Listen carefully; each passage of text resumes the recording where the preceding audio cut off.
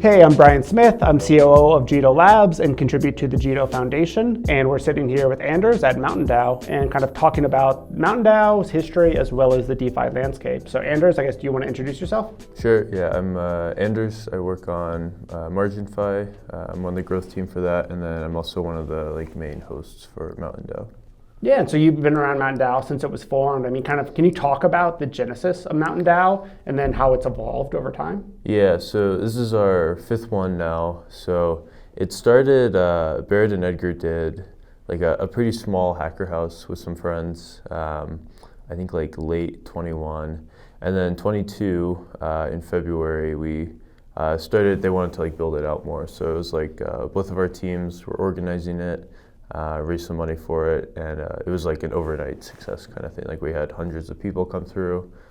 People really liked it.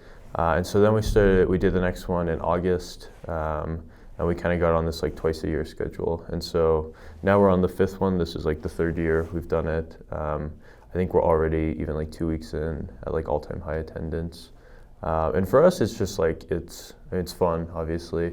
We'll go ski, do stuff like that, and then I think it's also really good for the ecosystem. So right now we have there's a bunch of Solana team here, there's Fire Dancer, there's all the big DeFi teams are here. And getting everyone in the same room, I think is super valuable. And a lot of times if there's a hacker house or a conference, it'll happen for 3 days or something. And so people can catch up. But with this, where it's a month long, you can really work with people side by side much longer. So I think it's super valuable for the ecosystem because of that, and that's kind of the big reason we keep putting it together. Yeah, no. What's your favorite kind of old-time Mtn.Dao story? Ooh. Well, there's this, I don't know if this is a good story, but there's this idea of the Mtn.Dao curse. So basically every Mtn.Dao, there's something happens. The first one, it was Wormhole, and then the second one was Slope. And then there's been 2 outages during Mtn.Dao's.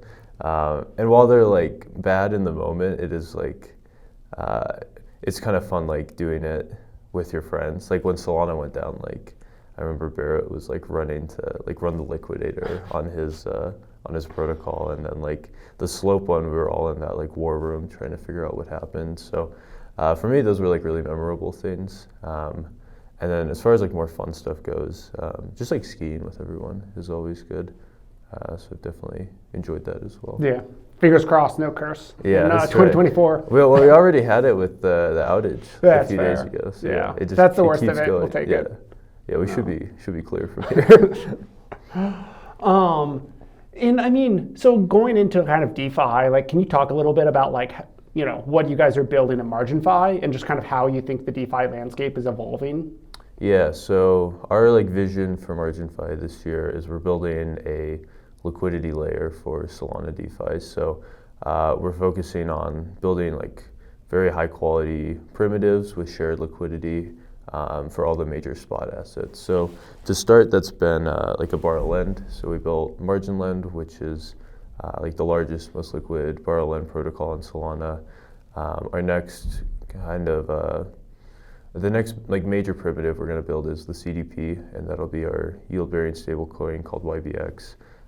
And then lastly, we'll do stable swap as well. So there's a money market angle, there's over-collateralized debt, and this inflation instrument with YBX, and then the stable swap. And so all 3 of those are kind of your main tasks or main ways to put spot assets to work. And we're looking to build this unified experience to do all 3 of those with best-in-class UX, best-in-class risk management, and unified liquidity between them. Yeah, and I mean, from Jito Sol perspective, you guys, I think, have been pretty much since you launched kind of full on Jito Sol deposits, one of the most popular by far uses of Jito Sol. I mean, how do you think about kind of using a product like Jito Sol in Marginfi? Yeah, so we've been very excited about LSTs since we've launched. I think Jito, we did Sol USDC, I think we did Bonk slightly before, but then Jito was the first asset we added after that.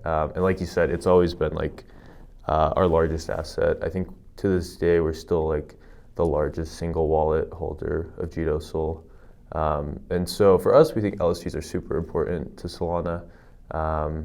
because right now Solana has like one of the higher like stake participation rates. So if you look at like different networks, like on ETH, it's like 30 to 40% of ETH, or it might be even less. It's somewhere around there, is staked to validators, where on Solana, it's like 70 to 80%. And when you have like all of this capital staked into validators, that like it's securing the network, but it's not like being put to use for other things. And so we think LSTs are super important to unlock that liquidity and help it be like more productive on the network.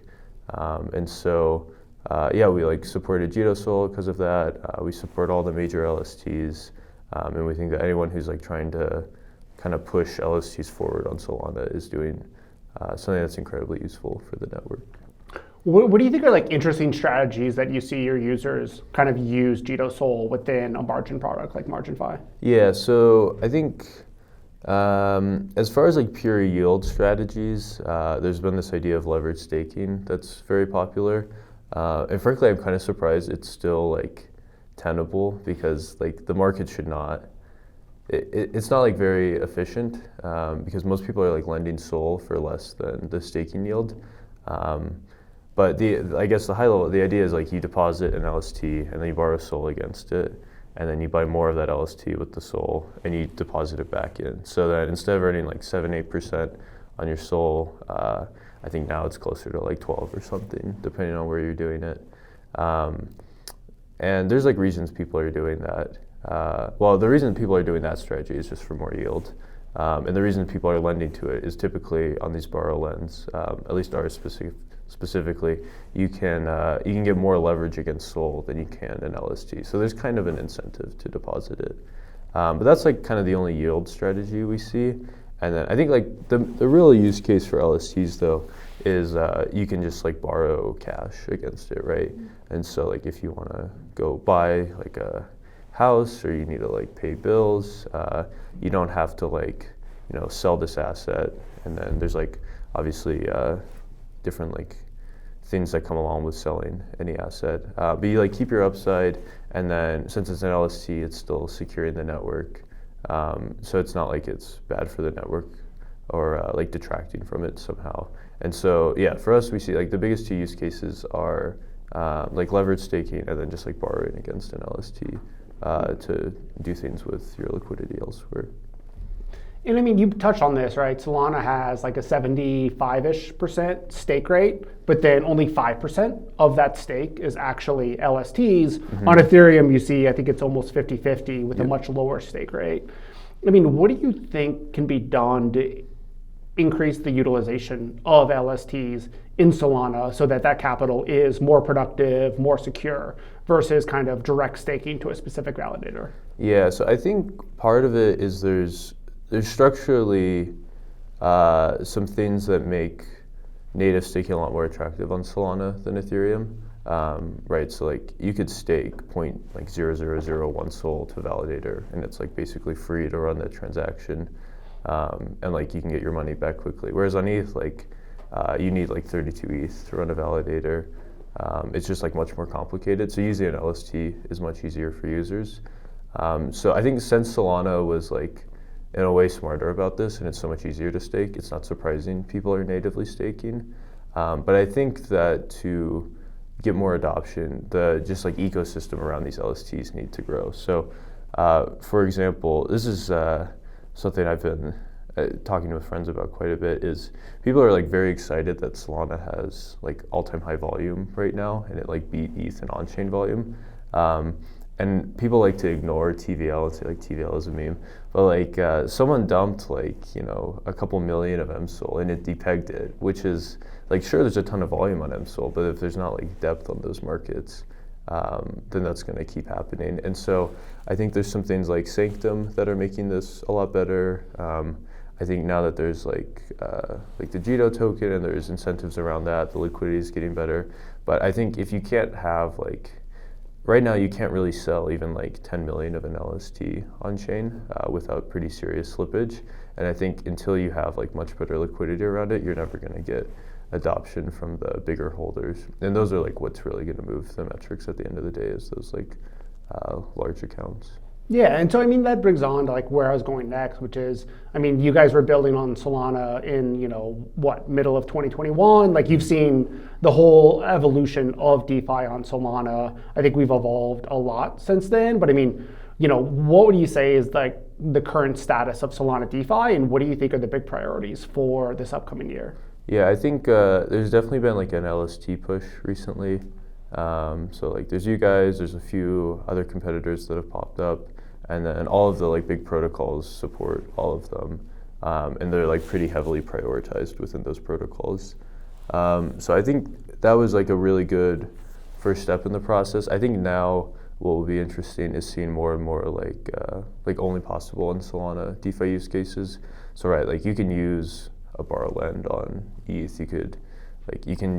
There's liquid staking protocols on ETH, but I think some of the things like some of these high performance exchanges, for example, they're just not really possible with the fee structure on ETH, at least not for people trading smaller size. And so I think anything that's like very high performance is going to be like very important to Solana's DeFi growing, because you can like make these things happen on other chains, and other chains are more liquid. But it's really that like performance UX of Solana that will make it much more compelling. Yeah. And so, I mean, you're thinking more kind of transition from like sex volume trading into kind of sophisticated order book style dexes on Solana. Yeah, I think like the Solana on-chain trading is getting really good. I think there's still liquidity problems, obviously, but I think the goal needs to be like to overtake centralized exchange volumes with it. So that's like on the exchange side. I think there's like a few other kind of only possible in Solana DeFi innovations, but like top of mind for me, I think is like having the more and more volume move on chain. Yeah. And I mean, so for an LST like Jito Sol, whether it's with exchanges or something else, like what's your favorite use case in DeFi for that type of asset? Yeah, I think so. A lot of times I'll just like deposit and then borrow against it for like whatever I'm doing. That way I don't have to like that way I can like keep my SOL exposure, and there's a few other reasons that it's advantageous. And then the other thing is you can just like LP like LST SOL or like 2 LSTs. On a number of these platforms, and then you're getting like all that staking yield plus all of the like fees from the LPs. So those are like the main two things. I think there's some more like exotic stuff, but those are kind of like the two main strategies I do.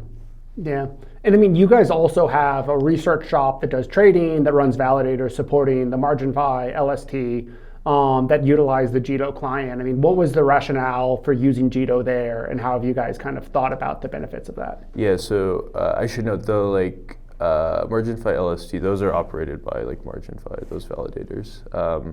And so the thought with using those is there's like clearly a congestion problem on Solana, and there's like a few thoughts on how to fix it. But like Jito's seems like the long-term answer to it. And so for us, it's like the incentives there because the validator will make more in tips. And then the more like altruistic reason is just because it's better for the network to help reduce congestion. So for us, it's like it doesn't really cost anything to run Jito, right? So it's kind of a no-brainer to run it. Yeah, makes sense.